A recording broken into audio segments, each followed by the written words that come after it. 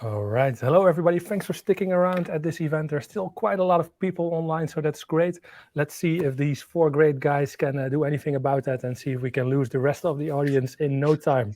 We had the best fun actually preparing this session, or well, just having fun for the last 15 minutes in the green room, so to say. I do have to mention that unfortunately, Rob has full control of this meeting, including the polls and the slides. That's an accident. So if you do see something there, my apologies in advance. But realistically, guys, let's have some fun here. We're going to do a panel. It's going to be informal. We're going to talk about all things EUC and maybe just do a short round of introductions. You might have seen on the invite that Freek was going to be here. And although he just did his session a minute ago, literally, unfortunately, while his biceps were strong, his collarbone was weak this morning when he was grabbing a towel in the shower. So he said, hey, maybe my favorite colleague, Chris, who I believe is also for just a month at, I was going to say Parallels, but the name changed, right? No, it's still Parallels. The parent company is Aludo. There you go. So, Chris, you're in Tel Aviv. You thought about doing this session from the beach, but maybe you can tell something about yourself? Yeah, I found out about Freek while I was on the beach, so I did contemplate joining this presentation from there, but I thought that's a little bit risky considering the background noise and all that kind of stuff. But I'm a principal outbound product manager at Parallels, which is handy because that's the same job title as Freek as well. So we've just literally changed faces. And that basically means I spend a lot of time talking to partners, customers about what their plans are, and then reflecting that back into our business so that we can design products and solutions that suit their ongoing requirements. Excellent. So, James, thanks for also joining us. I believe you are in the UK. No. No. So wrong. Where are you, James? Oh, no. I'm in Dublin in Ireland. You know that, Mark. You did something with think clients? No. Software, Mark. Software. Yes. My name is James O'Regan. I am a technical solutions architect at iGel. I predominantly work with our system integrator partners in the EMEA region around technical enablement and basically just preaching all about how ours is the best operating system for your endpoint for accessing your virtual environments. So. And we seem to be running into each other in panel discussions lately, right? Yes, this is our second one. So this should be easy. Let's see what happens next month. All right. So who's also joining us is Adam. I believe, Adam, you are really from the UK, right? Yes. Yeah, indeed. So my name is Adam Koopman. I work at Flexible. I've been at Flexible for around 9 months now, and I look after sales and pre-sales for our Flex Desktop product. When I heard Chris was going to be on a beach, I was debating running out to a field, but I'm in England and it's about 8 Celsius. And despite my Flexible hoodie, it's not quite prepared for that. But yeah, that's me. So it says on your LinkedIn that you're the accidental account manager. What happened? Yeah. So my background is in tech consulting and solution architecture, but I was actually a very bad solution architect because I hated documentation. So I moved to pre-sales. I spent a long time in pre-sales, and then someone said, "Why didn't you move to sales?" And I said, "I don't really like sales." And now I'm in sales. So that went well. Now I'm not even in sales. I now run a team of salespeople, and I'm pre-sales for them. So yeah, it's amazing where you end up and the unintended consequences of your actions sometimes. So we have the accidental account manager, we have the accidental presenter here today in the panel. So that's going great. So Rob, any accidents for you? Yeah, accidental marketing, I think. I'm also a techie, and well, 4 or 5 years ago, I ended up in technical marketing, and I joined VMware in March as a senior competitive technical marketing manager to make it complete. So I do competitive marketing, but there's also marketing there, and I'm really as far as away from marketing as you could get me. But well, you learn. It's new. It's interesting. Different things. And yeah, thanks for being here. Now, we have invited all these guys to speak their mind. So it's an interesting bunch we have here together. We've prepared some questions. I suggest we just start with some small talk. I'm going to drop a question and let's see who wants to start this discussion. It's not a poll, Rob, so hold your horses. But how has the EUC industry changed in the past couple of years? Who wants to take a pick at this one? Shall I start? I think we were on the verge of moving more to workspace apps and modern portals and stuff like that. And then when the pandemic happened, everybody went back to whatever they trusted, and that was VDI and DAS and a desktop. So I think the past couple of years, for me, it feels like we did a step back into evolving into a modern workspace. I've been in EUC since '96, and you always see those waves, like we're trying a portal, then we're going back to desktops, we're trying something, a portal or a workspace or something intelligent again, going to SaaS. In 2005, we went from ASP to SaaS. And so I thought before the pandemic, we are finally making that move, that not everybody needs a Windows desktop, that you could say a number of people in an organization, they can do something smarter than just a Windows desktop.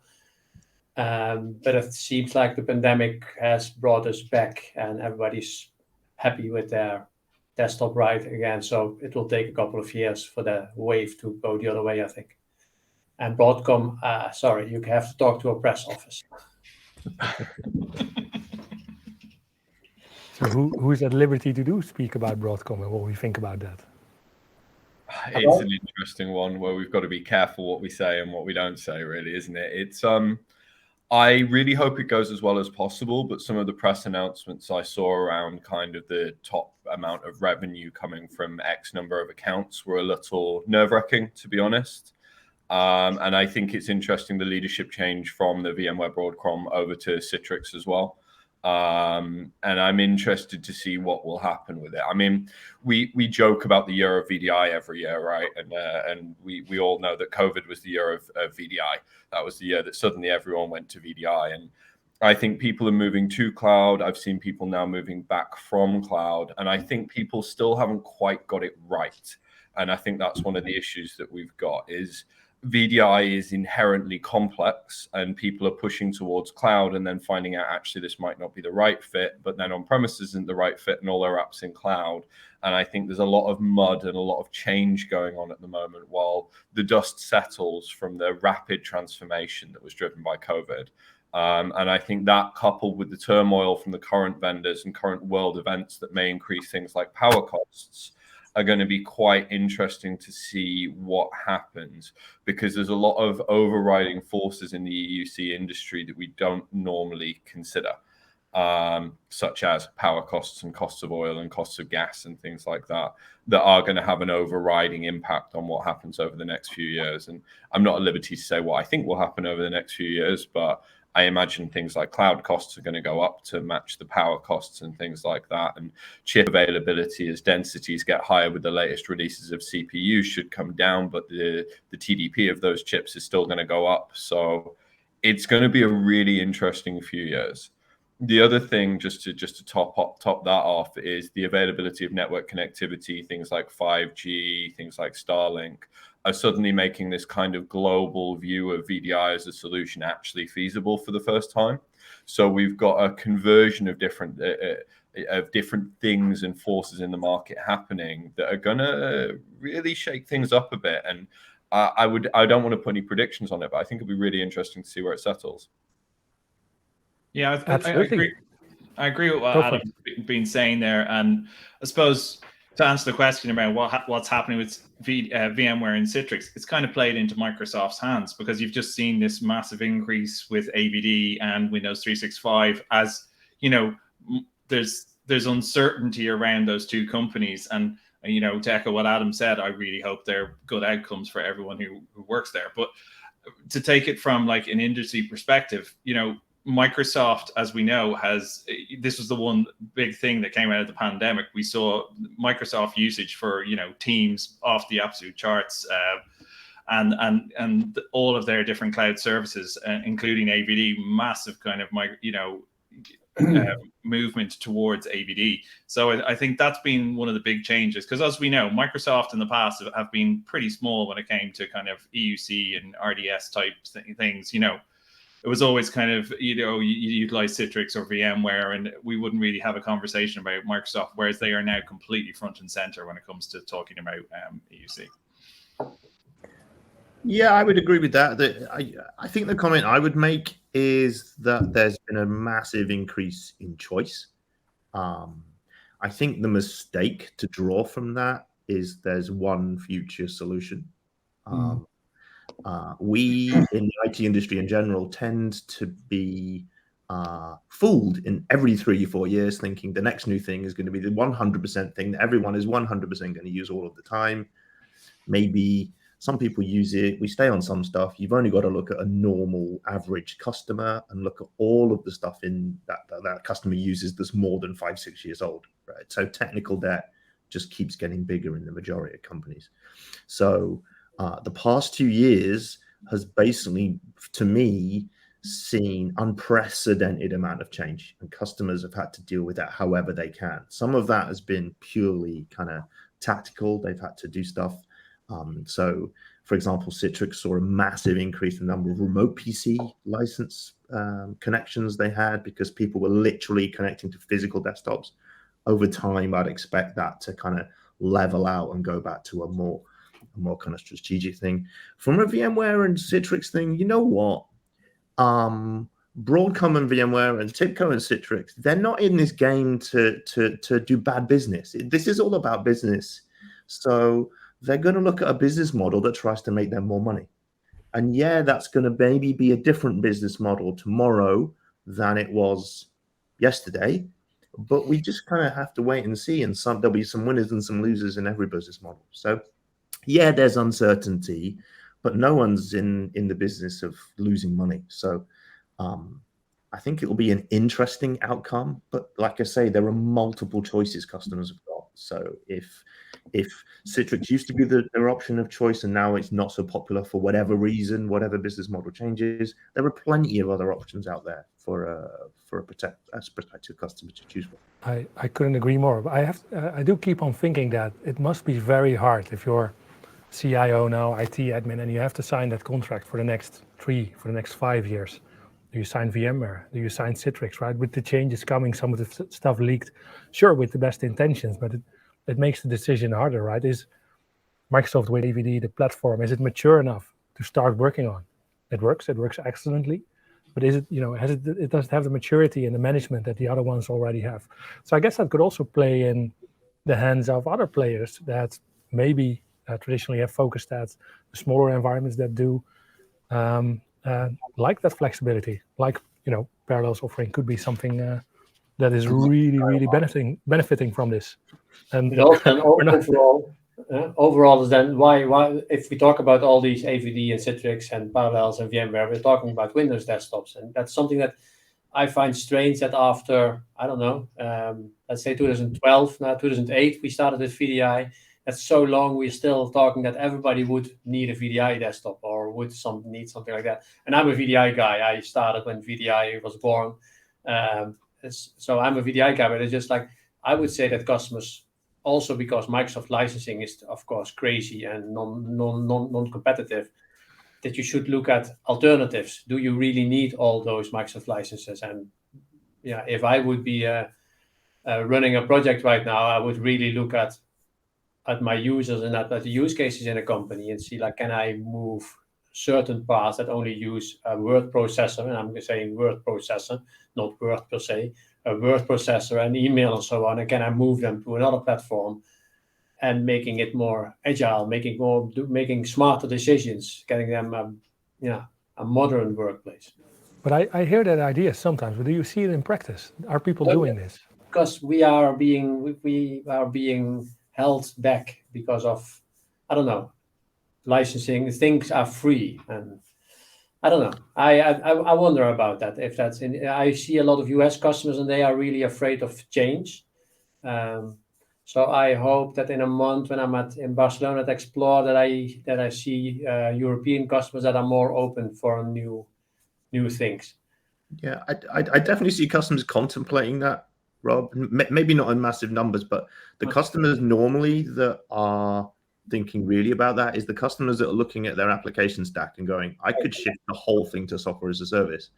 And then the operating system delivering that stuff becomes kind of less important. Yeah. And there are plenty of organizations out there doing that software as a service aggregation. I think one of the problems that we're seeing is look at the state of cybersecurity. So if you look at when I started my career in IT 15, 16 years ago or something like that, we had a firewall, we ran Citrix 3.5 and then 4.5. Very little came through the firewall. All the applications were on premises. We had multi-factor authentication. There was very little coming in and out of our environment. And now we look at the web of interactions that go between us and SaaS apps and databases. And I honestly think that it's becoming, from a security perspective, increasingly difficult for people to manage. And I actually think the move to SaaS and the move to cloud and the move to having different applications in different places managed by different vendors is actually one of the leading causes of the issues that we're seeing in cybersecurity today. And I actually think that most organizations are going to really struggle to manage the level of complexity required to actually handle cybersecurity in the modern world. And I think that's one of the original use cases for VDI was lock the gate and keep everything locked away. And now what we see is like previously you would have 3 firewall rules or 5 firewall rules. Now you see a spider's web of different interactions and authentications and identity. There's no simple way to manage that. And I think one of the things that VDI does very eloquently is solve 90% of that problem by centralizing and sticking a big padlock on the front door. Yeah. And you were talking there about cybersecurity.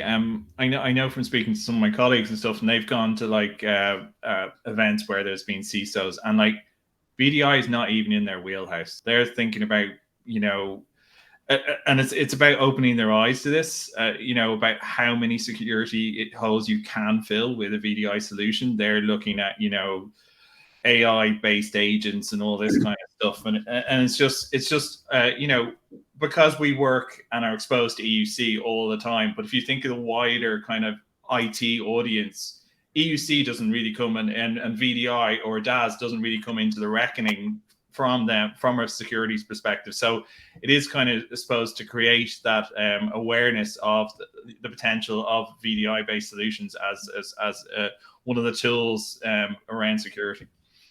I've got more comments there, but Mark has changed the slides, so I think he's probably keen for us. No, don't worry. You were kind of naturally going to this subject, so I figured, I'm kind of slowly gonna move you in that direction. But the conversation is going great. I don't have to do a lot, so I'm enjoying this. To take on the biggest challenge, just to move in that direction, I think there are a whole bunch of them. From a customer's point of view, I think the biggest challenge most customers have is skill shortage. Mm-hmm. The people at the top of a business get sold to by people that making them think that every other company is doing this and it's easy. And what happens is they then begin without really having a strategy. Lots of people say they have strategy and they don't. Most companies have goals. They don't actually have a strategy on how they are going to get from where they are today to what it is that they've just paid $10 million to Microsoft for in Azure credits, right? But they don't have a strategy on what that's going to do. And there's lots of problems. The biggest one I see is skills, because I've seen a lot of customers that go, we're going to completely retransform and we're going to be cloud native and everything's going to be DevOps. But they haven't contemplated that they don't have those skills today. And they've got to go and find them. Well, good luck finding a whole team of DevOps engineers all ready to go who are happy to all work for your company, because they're all happily employed today by some other companies as well. So that's one of them. The other one is just the costs are unexpected. So customers transforming, and this isn't just EUC. This is in general. If I'm going through a transformation, they haven't factored in the cost of things like refactoring their applications. And it comes as a nasty surprise to a lot of companies. But also, they don't know what kind of application they have running. I'm So I've had so many customers when I was a consultant. If you ask them what's the application landscape, then they give you a PDF or something with a number of applications on them, and then you tell them like, but where's the rest? This is everything, and then you start the project, and well, every day. Yeah, probably triple or quadruple the number of applications they actually give you. Yeah.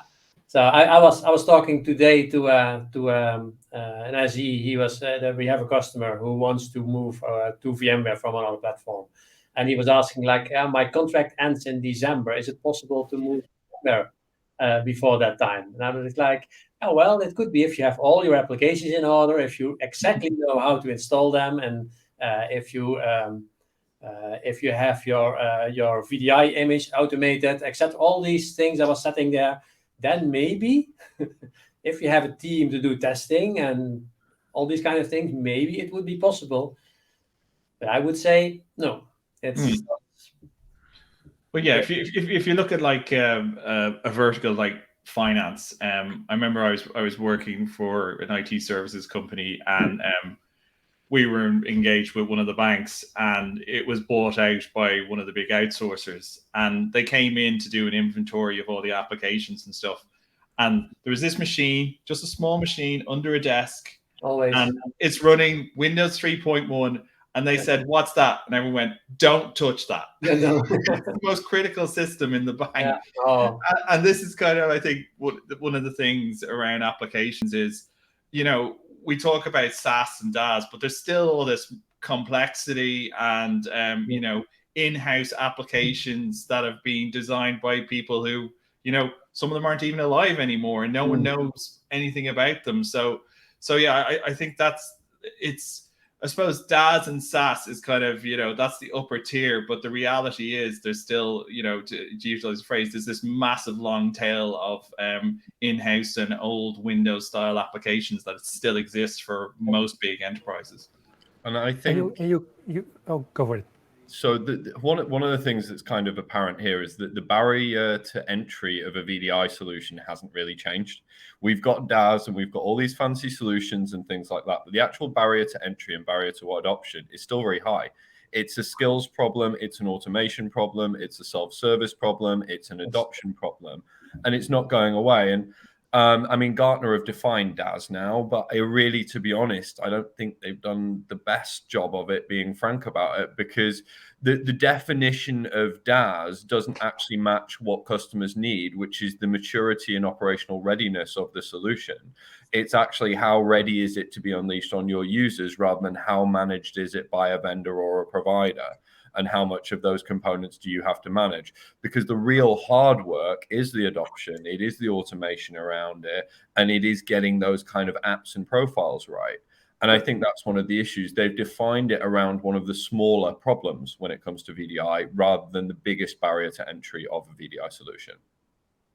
I do wonder now, do you have my notes? Because this is exactly the remark I wanted to make at this time.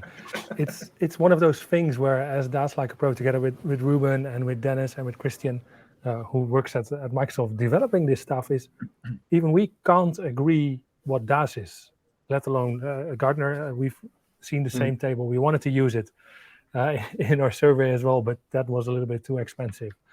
But turns out. But what is DaaS in your opinion? What product comes closest to DaaS, or what is DaaS for you? Maybe start with you, Rob. What is DaaS for me? It's difficult. I had many discussions because I don't agree with what Gartner says, and I don't agree with a lot of people in the market say.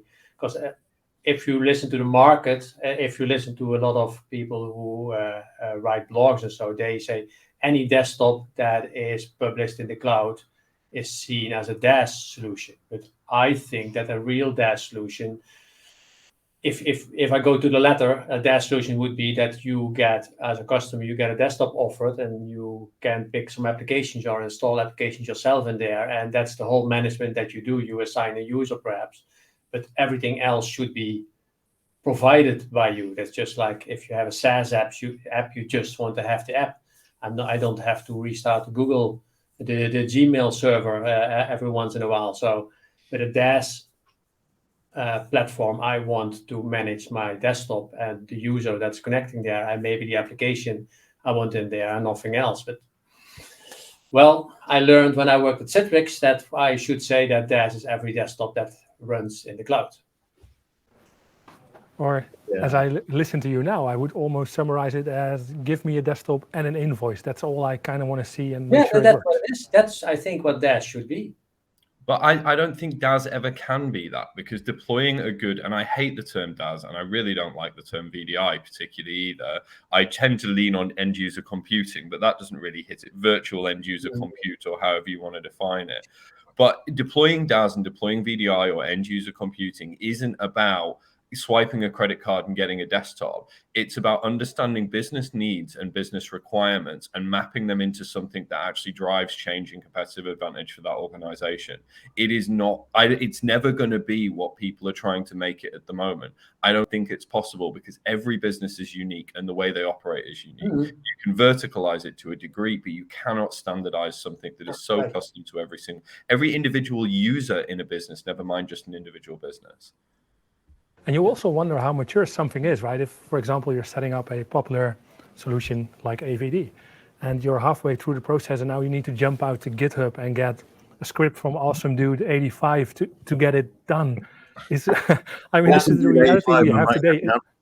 It doesn't really feel like it's as a service yet. Yeah, but Amazon has said that you swipe a credit card, you get a desktop. So that's the basic debit. DAS VDI is a means to an end. It's exactly as you say, Adam. It's not.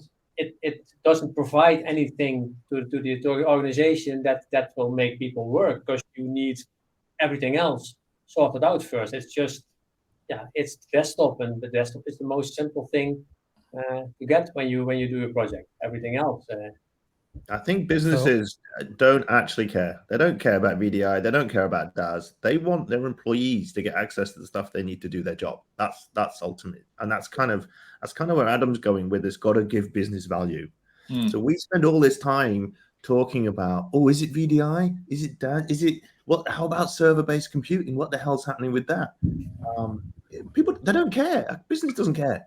They want the applications and the data in the people who need its hands in order to do their day job. How do we do that most efficiently? We don't care what you guys call it in your little EUC land. We just want our stuff. Doesn't it come back to the whole fact that, we work in EUC, end user computing? It's about meeting giving the user what they require. Exactly. And I think that's one of the big things we've seen as through COVID is the crap user experience is not accepted anymore, and then we've seen the rise of all these kind of DEX type tools because it's now becoming a metric for companies, it's not just there's been the tool sets like we've had about when we're spinning up projects like logging VSI and that, but more breaking it down further now into the kind of what the user requires and how to kind of measure that. Yeah, absolutely. To kind of work on that and looking at the slide Mark just transformed us that to as well. And to agree with you, James, end user computing is ultimately about people. That's what we need to remember. We're in this business, this little niche of IT, because we are in the business of doing things which help humans, and that ultimately is why everything we're doing is so complicated, and we're trying to simplify things that are really complex because people are all different, and Adam's already said it.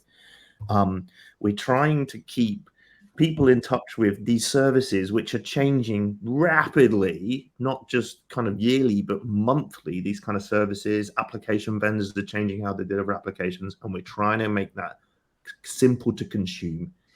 And let's face it, it isn't easy. So try and predict what's going to happen in 10 years is almost impossible. 10 years ago, none of us probably had a Netflix account. We may have had an iPhone 3, but we couldn't have predicted all of this massive shift into cloud workspaces and all that kind of stuff. AVD obviously just wasn't a thing 10 years ago.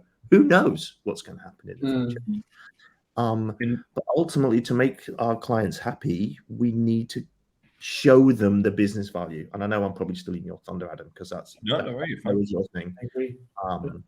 But it's all down to providing business value to a company. It's not about giving them maximum amount of density on a server. It's not about showing them how we can drain stuff off a server and users log out. You know, the people holding the purse strings just want to know, will my company be more profitable? Will I save money? Will I save time? Will I make my people more productive? That's what they want to know. But that's why it's just focusing on VDI and DAS makes it so like we don't understand, or the people who do that, they don't understand what end user computing is. Just like a VDI is a solution for anything, but that's just like then you don't understand your customers. Yeah, I've just noticed a couple of comments on there, just some people commenting on the session that we're doing. And it's interesting that there's someone from HPE saying how they're starting to use EUC as an umbrella term about getting kind of apps to users and depend on the client workload and characteristic of the workload. And I think that's actually quite important, because when we talk about a lot of these things and we're talking about the changes, and you mentioned like a Netflix subscription, it's like, well, I had to explain to someone that Netflix used to come on DVD. So when we talk about market changes and what's going on, we've got no idea. But one of the things, and I'm still kind of on this challenges piece at the moment, is when you run a business, all the big banks, they still run on mainframes. They don't run on cloud, because cloud actually has inherent reliability problems. We look at KS engineering and all of that. It is actually very reliable these days, but there are problems with it. It can be inconsistent. It can be expensive. I read an article the other day about an organization who moved off AWS and saved 80% of their server bill. Okay. However, cloud was essential for them succeeding as a company. Okay, because without cloud, they couldn't have scaled in tandem with their cost. They didn't have that infinite scalability and that ability to be able to move quickly. So they needed it to become who they are today and to become a successful organization. But in actual fact, once they'd stabilized, they suddenly realized that actually looking at this, we can save 80% of our costs, hundreds of thousands of pounds a year by deploying servers. And I think that's one of the things that we're starting to see at the moment is we do have a lot of conversations about the economy and costs and things like that. And I think one of the really important things that's going to come up soon is going to be about stability of cost, because that's something that I'm really, really curious to see at the moment. All right. Power costs, my electric bill has basically doubled. Okay. And then my gas bill's gone up similarly as well. And I'm assuming that's going to go straight onto data center providers, and it's going to come straight onto public cloud providers as well. Now, public cloud was expensive. I mean, Microsoft were a bit cheeky. They did all their models around 3-year replacements of servers, and then they switched it to 6-year replacements of servers. So they said, we keep our servers for 6 years, but all the ROI models they did with customers were all based on 3 years. Now we're seeing power go up, and those power costs are going to creep into those public cloud providers. I'm really interested to see where things will end up, because people talk about all cloud or pure cloud or moving to SaaS. It's cloud appropriate. And personally, I think everyone needs cloud capability for flexibility, for burstability, to embrace the latest technology. But there's nothing wrong with sticking some servers in a fridge. All right. I'm not sure that's right, Adam. Sticking servers in a fridge might not be right. That's a nice statement. Yeah. Don't try this at home. Yeah, exactly what Mark said. We're now at the level where also a comment from another person in the chat. Unfortunately, there's no name with it, but they thought that DaaS was dogs as a service. So our audience is pretty much on par with the level there. But let's not put anything in the fridge just yet. Netflix was DaaS DVD as a service. See, DVD. there are funny people in the comments as well. So keep them coming, and just to prove that we're alive, we'll also show you these. But I think we all had a go at this one pretty much. Rob, do you haven't broken anything in this session yet? So I'm glad you're keeping everybody here happy. But in general, what do you do to keep your customers happy? Customers happy. Do you interact with customers at all directly? No, right now, my role, I hardly ever interact with customers. I used to do that in my previous role at the other company that starts with a C. But But no, I know. I always instruct the people who talk to customers and that they should find the use cases, the pain points, all these kind of things, and then see what customers really need, and not go in with a solution like we have the best solution for you without understanding the customer. That's just what I learned in 25 years. So 25 years of consultancy, being on the road and doing end user computing. You have to understand the customer, otherwise you're just telling a shit story. I 100% agree with so many years on the road. What do you think are the biggest pitfalls when creating a modern desktop? I would say going in for the latest sexy stuff that has been announced without looking what's really needed for the customer.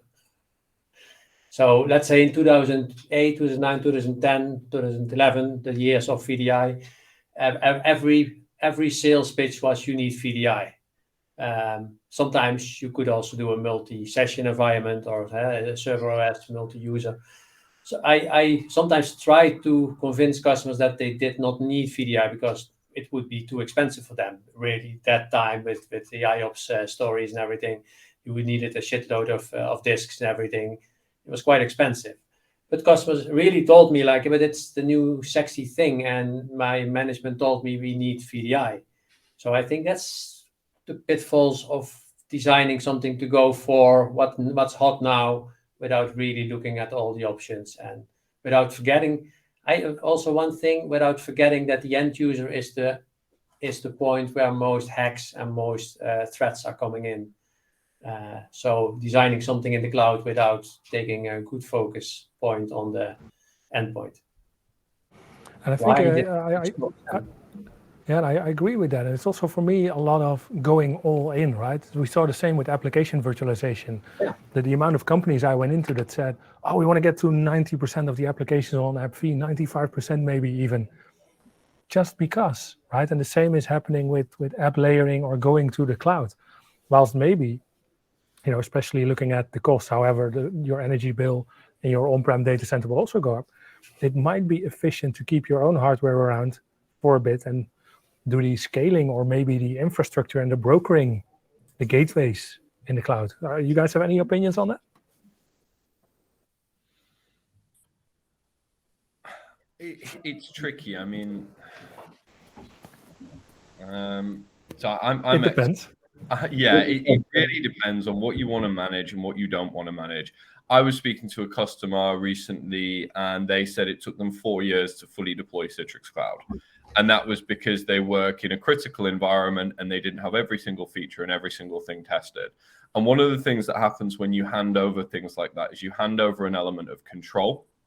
And actually having something that's not perfect and not always up to date and not changing is actually quite important. I mean, I did an Exchange migration for a university when I worked with Chris, and I did the original documentation for the Active Directory Sync product, and it was called DirSync. And then it was Azure Active Directory Connect, and then it was Azure AD Sync. In the time between me doing the initial workshop, writing the documentation and deploying the tool.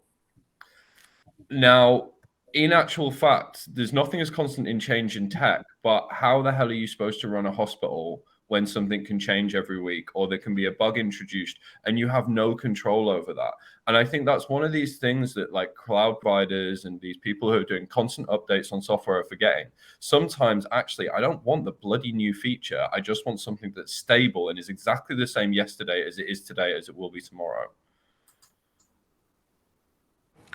Amen. However, for us as a testing company, it's great. I mean, I can only encourage Microsoft, Citrix, VMware, all of the other guys to go as fast as they can. And I had some numbers in the opening keynote, but the numbers of changes have gone up by 8.3 times in the last few years. So there's just no way people are able to keep up with, just the rate of change. And if 1 in 50 or 1 in 100 changes goes wrong, right? Automating them only makes you more efficient at messing up. Yeah, well, that's probably the biggest pitfall, I guess. People don't plan to change the plan, right? They create a design which they assume is going to be how things are going to end up. There's a famous saying, I can't remember who said it, but a strategy never survives contact with the enemy, right? As soon as you start doing stuff, things change. And that's always been true, and people forget it. If any software, I'm speaking now to any customer out there, if a software vendor tells you their software can solve 100% of your problems, always assume they are wrong. Okay? Yeah. Even if you think they're right, always assume, hold on, what if they're wrong? How does my plan cater for the fact that I need to have, I need to do things in a different way? When COVID hit, I know this is not a bash at Azure, right? But when COVID hit, so many people moved to Azure so fast, they ran out of capacity. Citrix running Citrix Cloud had to tell people, do not restart your VMs. You may not get them back, right? Now, I'm not expecting that to happen, but it's just one example of a completely unexpected change we didn't anticipate, but you've got to be able to roll with those punches. So you have to try and come up with a design or an approach that allows you to be as open as possible. Do not follow one path, assuming that one path is always going to be the journey you take. Not all and also don't assume that the path will always be the same, because you mentioned there was a time that you couldn't just turn on any VM and have it available.